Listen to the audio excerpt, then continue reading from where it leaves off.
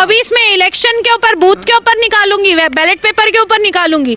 इस देश के अंदर जो ये बीजेपी वालों ने जो एक नफरत का माहौल बना दिया है, एक दंगे का माहौल बना दिया है, इन सारे लोगों को वापस से समेटने के लिए नफरत के बाजार में मोहब्बत की दुकान खोलने का काम जो है वो राहुल जी कर रहे हैं। और मोदी जी जो है ना, शिक्षा महंगी करके हम लोगों से भीख मंगवाने के लिए, पकोड़े तलने के लिए ये कर रहे हैं, क्योंकि उन्हें अनपढ़ इंसान के हाथ में देश सौंप दिया।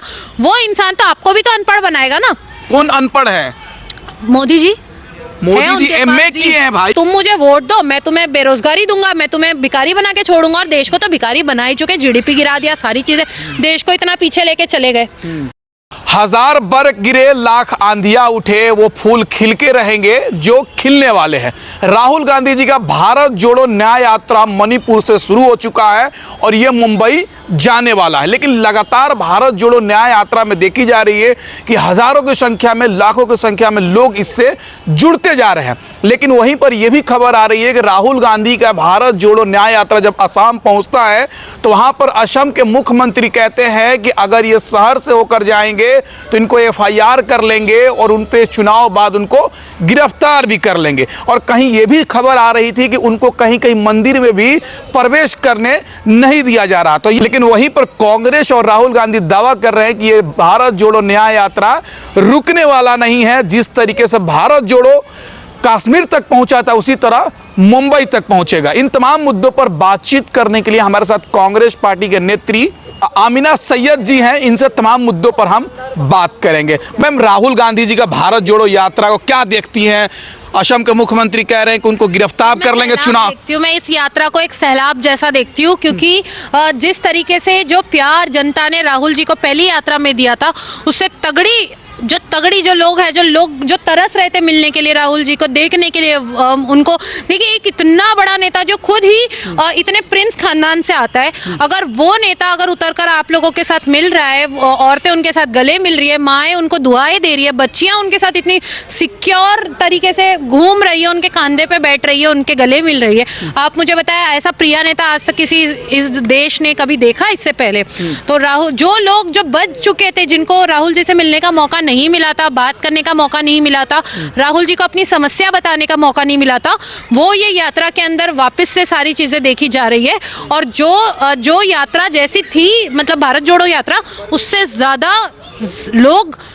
ज्यादा लोग और लोगों का प्यार और सम्मान और सपोर्ट और न्याय, ये सारी चीजें ये यात्रा के अंदर देखी जा रही है।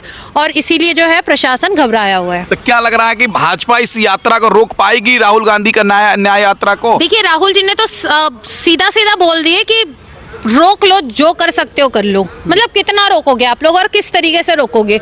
आप लोगों ने उनके ऊपर एफआईआर करा दी, जम्मू कश्मीर में बॉम्ब फुटवा दिए, मतलब तो जितनी भी एड़ी छोटी का जोर लगा लीजिए, राहुल जी इस आंधियों को चीर कर गांधी के जैसे आगे निकलेंगे और he is the second Gandhi of the India. अच्छा, क्या लग रहा है 2024 का चुनाव भी है, तो राहुल गांधी के न्याय यात्रा से 2024 के चुनाव में गठबंधन फायदा होने वाला? चुनाव जो है, उस न्याय यात्रा का ये मतलब नहीं है कि वो 24 के चुनाव के लिए चल रहे, नहीं। इस देश के अंदर जो ये बीजेपी वालों ने जो एक नफरत का माहौल बना दिया है, एक दंगे का माहौल बना दिया है, इन सारे लोगों को वापस से समेटने के लिए नफरत के बाजार में मोहब्बत की दुकान खोलने का काम जो है वो राहुल जी कर रहे हैं। लेकिन प्रधानमंत्री का तो वैकेंसी ही खाली नहीं है 24 में, भाजपा के लोग कह रहे हैं, सब तमाम लोग कह रहे हैं, तो राहुल गांधी जी मेहनत क्यों कर रहे हैं? देखिए, अगर वैकेंसी की बात होती ना तो गांधी परिवार को बहुत से ऐसे मौके मिले पद संभालने का, इस देश के संभालने का, लेकिन उन्होंने नहीं किया ये सारी चीजें। और उसी तरीके से ना ही ये चीज उनके अंदर है, राहुल जी के अंदर, कि ये 24 का चुनाव जीत जाए, इसीलिए वो जो है ये यात्रा निकाल रहे, ऐसा कुछ नहीं है। आप महाराष्ट्र से आती हैं, महाराष्ट्र का क्या माहौल दिख रहा है 2024 में? तो इतना खुश है इस बार, इतना खुश है। और जो राहुल जी के आने का जो वेलकम के लिए जो तैयारियां वहां पे महाराष्ट्र के अंदर चालू है, स्पेशली मुंबई के अंदर, वो चीजें मतलब देखी जाएगी आने वाले जब वो यात्रा एंड होगी वहां पे जी। अच्छा, लेकिन एक चीज और जानना चाहेंगे, क्या लग रहा है 2024 में आपको क्या दिख रहा है? मोदी जी को फिर आना चाहिए, तीसरी बार प्रधानमंत्री बनना चाहिए, या परिवर्तन होना चाहिए किसी? जब मोदी जी बोलते हैं कि मैंने इतना वक्त काम किया, इतने घंटे काम किया, तो मेरे को ऐसा लगता है कि उनका रिटायरमेंट का टाइम अभी आ चुका है, तो अभी मोदी जी ने इतना जब काम कर ही लिया है तो अभी उनको घर बैठना चाहिए, आराम करना चाहिए। वो विदेशों की सैर करे अपने दोस्तों के साथ जो कैनेडियन सिटीजन है, जो दूसरे हैं। तो मेरे को ऐसा लगता है कि अभी बस हो गया ना, कि क्योंकि आप थोड़ा सा अभी देश को छोड़ेंगे तो थोड़ा देश तरक्की पे आएगा। अच्छे दिन तो आ गए ना मैम, राशन बट रहे, देखिए ना। आपके आ गए क्या? 5 किलो राशन आपको मिल रहा है, मेरे को मिल रहा है, तो आपके अच्छे दिन आ गए। 5 किलो राशन में क्या कर रहे हो आप?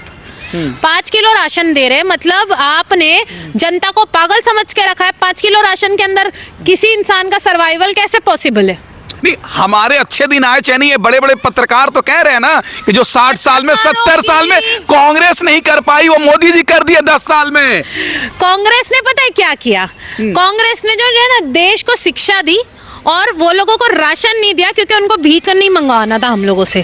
और मोदी जी जो है ना शिक्षा महंगी करके हम लोगों से भीख मंगवाने के लिए, पकोड़े तलने के लिए ये कर रहे, क्योंकि मालूम है कि जो जनता है वो तो उनको वोट दे रही है, और मोदी जी के पास जब देने के लिए कुछ नहीं है तो वो जो भीख मांगने का जो उन्होंने जो इतने साल जो एक्सपीरियंस किया वो जनता को दे रहे। मतलब तुम मुझे वोट दो, मैं तुम्हें बेरोजगारी दूंगा, मैं तुम्हें भिखारी बना के छोड़ूंगा। और देश को तो भिखारी बना ही चुके, जीडीपी गिरा दिया, सारी चीजें देश को इतना पीछे लेके चले गए। नहीं, देख नहीं रहे, 370 हट गया, राम मंदिर बन गया, 3 तलाक, क्या क्या कर रहे हैं खास करके आप लोगों के लिए। ये सारी चीजें अगर साइड रख के अगर आप मेरे से बात करो रोजगार की, अगर आप मुझसे बात करो डेवलपमेंट की, आप मुझसे बात करो जीएसटी जो कि एजुकेशन के ऊपर लग चुकी है। इस देश के अंदर कभी भी एजुकेशन के ऊपर, पढ़ाई के ऊपर कभी टैक्स नहीं लगाया गया। आप इस सरकार से और क्या उम्मीद करते, जिसको खुद को पढ़ने का वो नहीं पता है? क्योंकि जो एक इंसान के हाथ में आप लोगों ने, अनपढ़ इंसान के हाथ में देश सौंप दिया, वो इंसान तो आपको भी तो अनपढ़ बनाएगा ना। कौन अनपढ़ है? मोदी जी। मोदी जी एमए किए हैं भाई, आपको नहीं पता है? अच्छे से जानकारी लीजिए। एमए किए? हाँ। तो वो तो बोलते कि मैं तो स्कूल से भाग गया था निकल के, मैंने तो जाकर संन्यास लिया था, मैंने इतने साल भीख मांगा था। तो वो एमए कब कर लिए? उनकी एमए की हिस्ट्री तो कहीं पर भी नहीं है, सिर्फ फर्जी डिग्री बताई गई है। तो डिग्री तो दिखा रहे थे, मीडिया में नहीं दिखा? तो देखिए वो डिग्री दिखाने से, ऐसी डिग्री ना, ऐसे हमारे इधर के छोटे छोटे बच्चे ऐसे डिग्री लेके घूमते, तो वो दिखा के हमें उलझाने की, देश की जनता को उलझाने की कोशिश ना करे। वो सारी जनता जानती है कौन क्या है। चाय वाले हो, चाय वाले आप थे, और चाय मेरे को लगता है कि देखिए सर, आप ना मेरे से निकालने की कोशिश ना करें और चीजें। क्या निकालनी है? आप जो निकालिए ना। नहीं, मैं तो निकालूंगी गुस्सा। 24 में इलेक्शन के ऊपर, बूथ के ऊपर निकालूंगी, बैलेट पेपर के ऊपर निकालूंगी। आप इस पे थोड़ी निकालूंगी। मेरा दिमाग थोड़ी खराब हो गया कि भड़क के कि मैं ये सारी चीजें कुछ अजीब से भाषण दे दूं। ये चीजें थोड़ी हम लोग करेंगे। जिस तरीके से स्मृति ईरानी जी बोलती है, फिर वो नपुर शर्मा बोलती है, ये सारी चीजें थोड़ी करनी है हम लोगों को। हम लोग ऐसे नहीं है, वी आर एजुकेटेड। हम ये चीज नहीं है, हम पढ़े लिखे इंसान है जो ये सारी चीजें नहीं जानते, जो अनपढ़ है। जो स्मृति ईरानी की बात कर रही है, स्मृति ईरानी तो कह रही थी राहुल गांधी जी बच्चे की तरह हरकत करते हैं, संसद में कि फ्लाइंग किस करते हैं। आपने नहीं देखा था क्या? सर देखिए, उनको जो है ना चाइल्ड और वुमेन मिनिस्ट्री दी गई है, तो जब इस देश के अंदर औरतों को नंगा करके घुमाया जा रहा है, जब बच्चे जो है कुपोषित होकर भूखे मर रहे हैं, महिलाओं के पास खाने के लिए खाना नहीं है, छत नहीं है सर पे, बच्चे आज जो है मर रहे हैं, और बच्चों के पास आज रोजगार नहीं है, उनके लिए पढ़ाई के पास, उनके पास टैक्स भरने के लिए नहीं है पैसा, तब उनका मुंह नहीं खुलता है। तब उनका मुंह नहीं खुलता है, और उनका मुंह सिर्फ राहुल जी के ऊपर ही खुलता है। क्योंकि भाई ये पूरी सरकार का जो सरकार चल रही है, वो सिर्फ कांग्रेस पार्टी का नाम पे ही चल रही है। कांग्रेस का नाम लो भाई, इनका जेब भर रहा है, कांग्रेस का नाम लो, ये सत्ता में आ रहे।